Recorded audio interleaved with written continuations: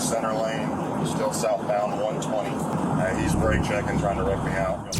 Not every criminal has a getaway plan. The officer was holding a weapon on him. He still tried to get out of the store. People are unpredictable. From head scratching. Taking an infant on a high-speed chase with police following is certainly no day at Disney. To thrilling. He just hit me 2 more times. I'm disabled. I'm out of the chase. These are the captures you have to see to believe. You arrest somebody for a DUI who has an entire zoo in his trailer. I mean, you can't make this stuff up.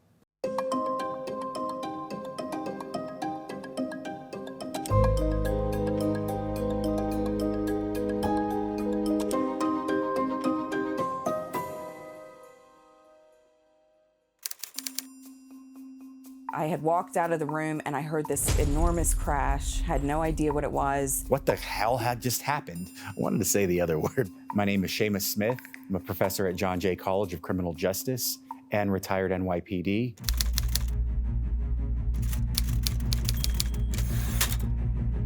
The 4th of July, a day notorious for drunk driving.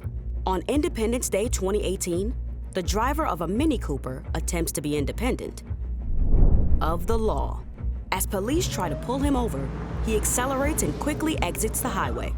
The car came up over this hill at 80 miles an hour, hit 2 trees in Jennifer's neighbor's yard, and then went airborne directly into her mother's bedroom. Jennifer Smith gets quite the surprise.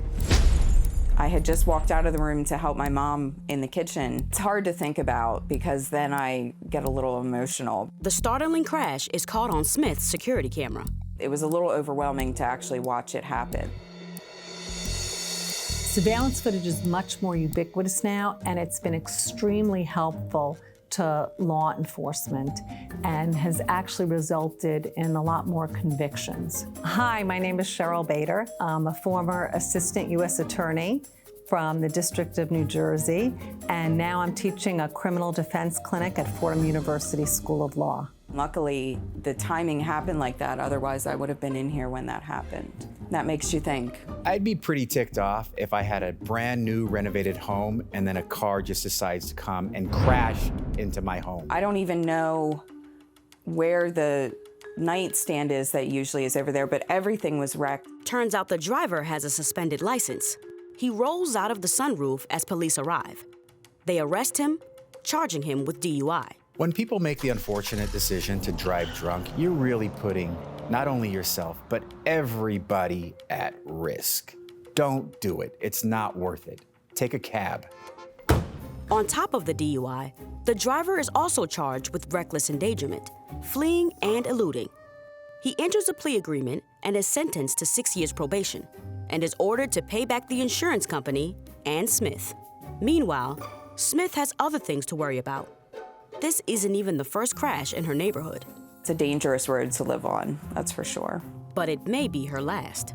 I do love the place, but I'm gonna consider moving now that this has happened.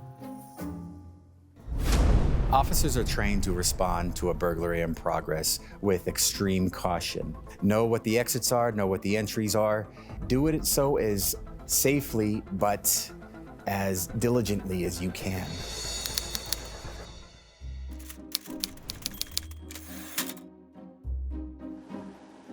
December 3rd, 2019.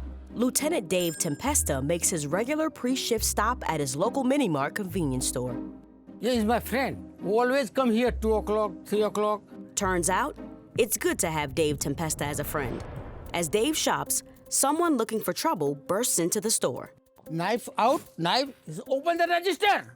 Okay, I open the register. The would-be thief is unaware that a lieutenant is only steps away. Tempesta quickly recognizes the situation that's unfolding and acts.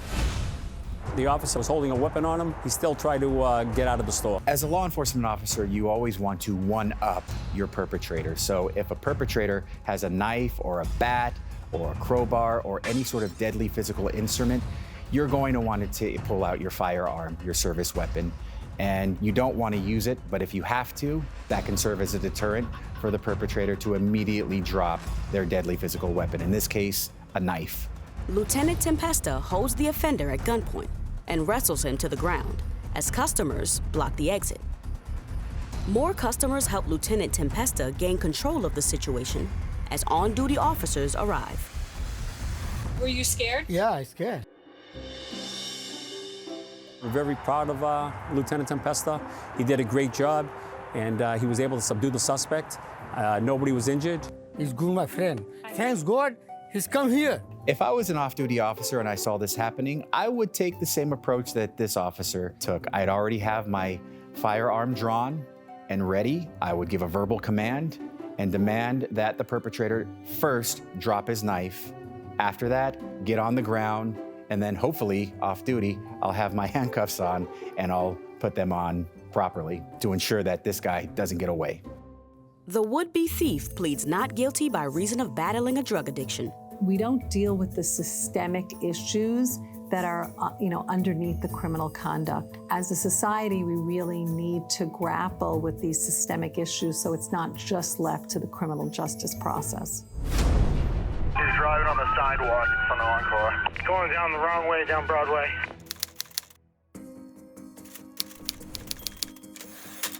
April 5th, 2022.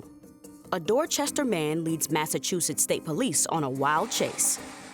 There's an incredible amount of adrenaline that a patrolman goes through when pursuing somebody by vehicle. The man behind the wheel of the SUV erratically leads police from one town to the next. You often fall into a tunnel or a rabbit hole by only focusing your efforts on pulling that car over and making sure that you arrest the motorist breaking the law. The chase continues from street to sidewalk. The suspect narrowly escapes police capture by using his car as a battering ram. He just struck my cruiser as well. He stopped at the end of the street and just struck my cruiser. The driver then hits another police car, nearly hits an officer, and clips a building. He just hit me 2 more times. I'm disabled. I'm out of the chase. I've seen instances in which officers continually pursue, even if their car is a little bit damaged. I would encourage officers that if their car is damaged, to probably not and to call it off and hope for the probability that this person will eventually get caught by utilizing adjoining precincts or adjoining police departments, even for that matter. The police follow the car through yet another town in full pursuit.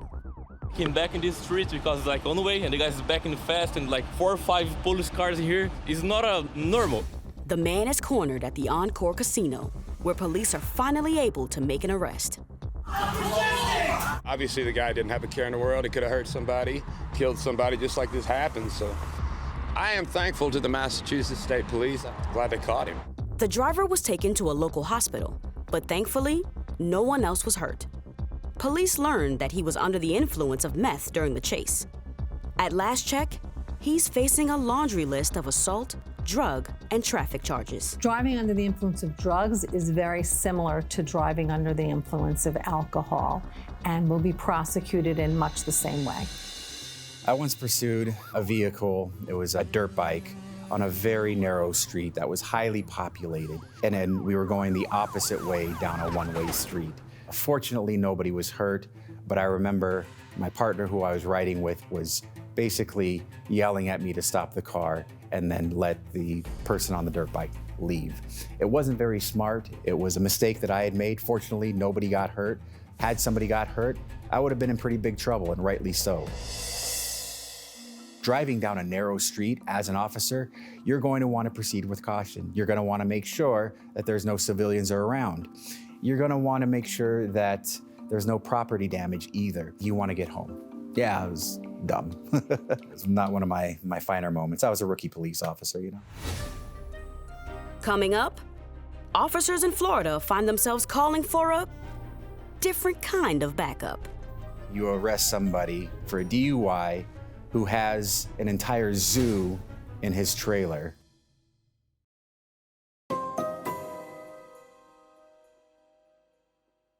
I'm trained in a lot of things at the police academy. I am not trained on how to handle a lemur. My car got destroyed on the driver's side. He just hit me with a horse trailer. A truck pulling a horse trailer on the highway collides with 2 cars. An eyewitness calls 911, which leads to a high-speed police pursuit. When officers finally pull the wayward driver over, they get more than just horseplay. A lemur jumps out of the trailer, and that's just the beginning. There's a wallaby, a tortoise, and some sheep in the trailer too. Quite a menagerie that this person had, and it looked like the lemur could actually be charged with resisting arrest, trying to get out of being caged. Just when you think that you've seen it all, and then you arrest somebody for a DUI who has an entire zoo in his trailer. I mean, you can't make this stuff up. If I'm encountering something like this as a police officer and I successfully arrest the person who's driving intoxicated, the first thing that goes on in my mind, if I were to see those different types of animals, what the hell am I gonna do with all these animals? Who do I call? Animal control? I'm still certainly not gonna try to take those animals out. Police arrest the unexpected zookeeper. He faces a slew of charges, including reckless driving, driving under the influence, and cruelty to animals. I'm wondering whether he was also charged with any maltreatment of these animals, because often people that will take exotic animals, out of their environment have a history of mistreating those animals. Police agencies generally have a specialized officer to deal with wild animals. If I'm that officer at that scene, I am certainly getting on my radio and trying to summons he or she with that specialization to deal with that situation. I was just trying to stay calm and try not to show that I know that this is the guy that we're looking for. This shopper is pretty heroic. Kudos to him. An escaped prisoner walks into a convenience store. Sounds like the start of a joke. But on July 5th, 2013, that's exactly what happens at the Olivesburg General Store.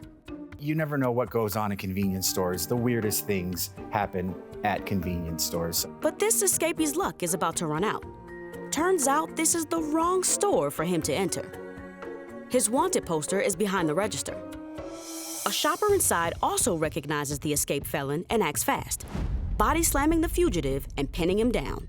I'm confident enough, I guess, in my strength that once I grab a hold of somebody like that, he's not going to get back up. Shoppers help subdue the escapee and hold him until members of Highway Patrol arrive and take him into custody. I just walked back over there and threw him to the ground, didn't give him a chance to get a gun. The cashier, upon seeing a person in their store where they have a wanted poster literally right in front of him, they should try to proceed with extreme caution, try to remain calm, try to pretend like you don't recognize the person who's on that wanted poster. And then once the person who's wanted exits their establishment, give the police a call. So yes, things worked out for this upstanding citizen. But best to leave the body slamming to the pros. People are unpredictable. I always advise civilians not to intervene. Maybe a body slam is a little extreme, but in this case, it got the job done. This escapee was already serving time for rape, kidnapping, aggravated burglary, and other crimes. So we don't know how this person escaped, but we do know that they were in prison for pretty serious crimes. This guy didn't know if this inmate who escaped from prison had a weapon, had some sort of specialized fighting technique. Who knows? I mean, he came out of prison, so you learn a lot of new skill sets in prison. So it is risky to try to subdue somebody, especially someone who's not going to want to be subdued and go back to prison. So it must have been quite a body slam. I guess he was all in. This shopper is pretty heroic. Kudos to him. So police will often tell bystanders not to get involved, but here we see that this very astute shopper had a great impact. January 18th, 2020. A man leaves this North Georgia Home Depot with more than he paid for. Literally. Shoplifters will go for big ticket items because there's a high yield. The would-be shoplifter takes off on foot. A bystander notices the police pursuit in progress and acts valiantly with a shopping cart. Clean up on aisle 11, It just took a little push to help the officer make the arrest. He sent that shopping cart sailing, and it stopped, this individual. Many companies train their security officers to stay within the parameters of their building. So many, though not all, but many security officers are advised not to go outside of the building, to stay within the parameters. And if they do go outside of the parameters, don't go too far, at least not at the parking lot. So in this case, the push cart hero was just at the right place at the right time. As for the wannabe thief, could he take any legal action against his assailant? So I don't see there being a successful suit against this shopper. You have to establish that somebody was negligent, and here this shopper seemed to be acting quite reasonably, and in some ways maybe even heroic. And you're not a very sympathetic plaintiff if you're coming to court and saying, this guy harmed me because he didn't let me get away with shoplifting. After the break, an infant goes on a high-speed chase. Makes one think as to, why somebody would take that risk with a child in the car.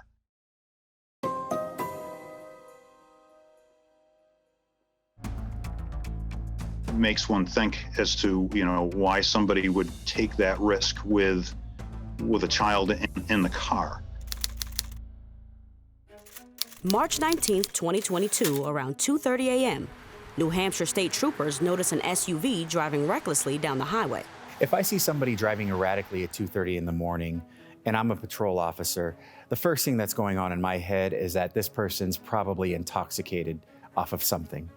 The driver refuses to pull over. Police pursue the SUV through multiple towns. Finally, police stop the SUV with the help of spike strips that blow 3 of the vehicle's tires. Inside, they find 3 passengers, and one is an 8-month-old baby. As a patrol officer, when you notice that there's passengers inside of the car, you try to do your best to take those passengers into consideration. I don't know in this case if the officer knew that there was an 8-month-old in the back seat, but if I were to know that, I would take extreme precaution and maybe not pursue as hard, just to ensure that both passenger and baby are okay. I would immediately render care to that child to make sure that he or she is okay, and I would certainly call an ambulance to the location to get care for them as quickly as possible. Police arrest the driver. Charges include endangering welfare of a child and reckless driving.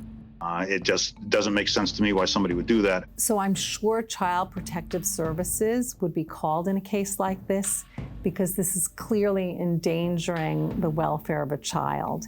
Endangering the welfare of a child can encompass a lot of conduct, including actually being witness to a parent that is committing a crime. Now, of course, an infant wouldn't understand what's going on, but just the sheer fact that they were in this high-speed chase across the state with police following is certainly no day at Disney. When trying to evade capture, I've seen a number of perpetrators try a multitude of tactics. In my experience, it never ends well.